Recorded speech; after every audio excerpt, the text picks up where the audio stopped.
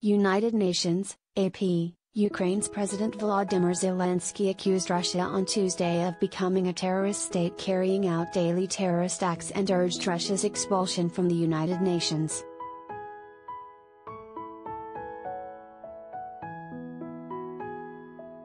In a virtual address to the UN Security Council, Zelenskyy urged the UN to establish an international tribunal to investigate the actions of Russian occupiers on Ukrainian soil and to hold the country accountable.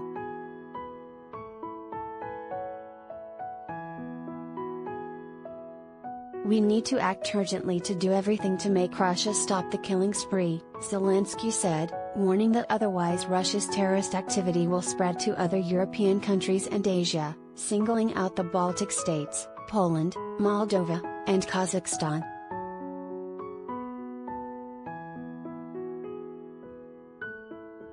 What is punished at the level of specific criminals and criminal organizations must not go unpunished at the level of a state that has become a terrorist, he said. Daily terrorist acts. No days off. They work as terrorists every day.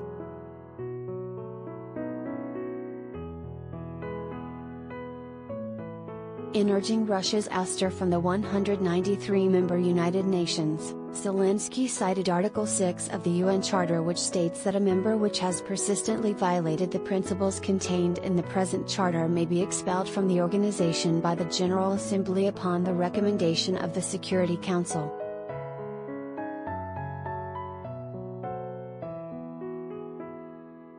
Russia's expulsion, however, is virtually impossible. That's because as a permanent council member Russia would be able to use its veto to block any attempt to oust it.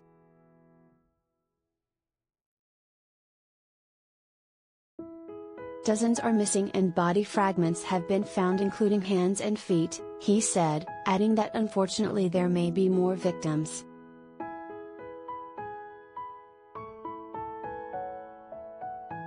The Ukrainian leader began his speech listing Russia's attacks in recent days and giving the first names and ages of many of the victims. He ended his address asking the 15 Security Council members and others in the chamber to stand in silent tribute to commemorate the tens of thousands of Ukrainian children and adults killed in the war.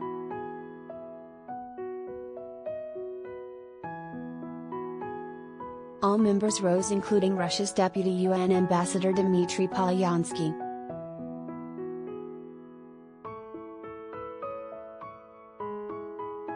When he took the floor later, Polyansky protested against giving Zelenskyy a second opportunity to address the Security Council, a decision by Albania which holds the Council presidency this month.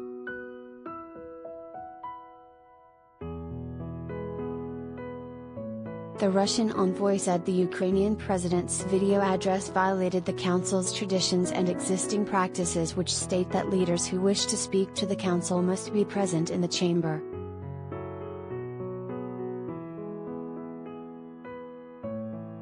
The UN Security Council should not be turned into a platform for a remote PR campaign from President Zelenskyy in order to get more weapons from participants at the NATO summit starting Wednesday in Madrid, Polyansky said.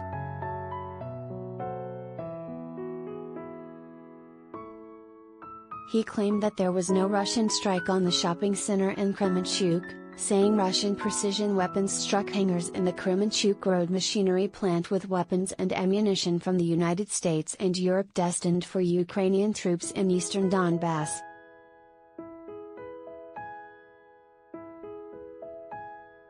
The shopping center was some distance away, but the detonation of ammunition created a fire which then spread to the shopping center, Polyansky said.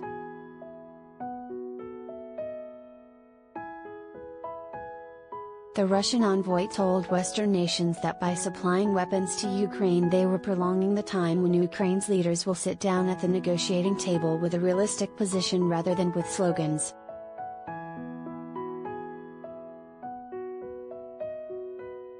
"We began a special military operation in order to stop the shelling of Donbass by Ukraine and so that the territory of this country, which has been turned into anti-Russia at the behest of a number of Western countries, as well as its nationalist leadership, ceases to pose a threat to Russia or the inhabitants of the south and southeast of Ukraine," he said.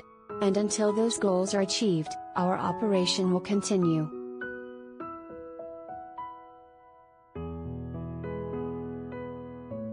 Britain's UN Ambassador Barbara Woodward retorted that Russia can try to claim that nothing is true and make outrageous claims of Ukrainian provocations, but the undeniable fact is that Russia invaded Ukraine.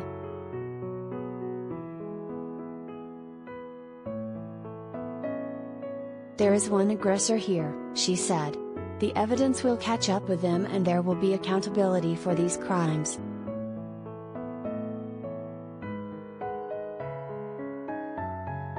Ambassador Zhang Jun of China, a close ally of Russia, called the conflict a geopolitical crisis with multifaceted spillover effects and urged the international community to work together to create conditions for Russian-Ukrainian peace talks to end hostilities at an early date.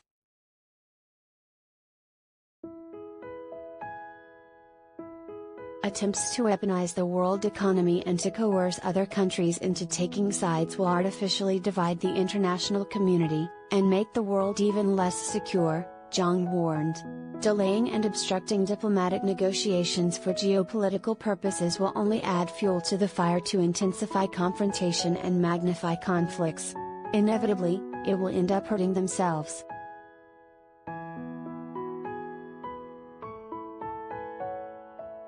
U.S. Deputy Ambassador Richard Mills, like many other Western ambassadors, accused Russia of destroying the shopping center, saying the attack fits into a cruel pattern, one where the Russian military kills civilians and destroys civilian infrastructure in Ukraine.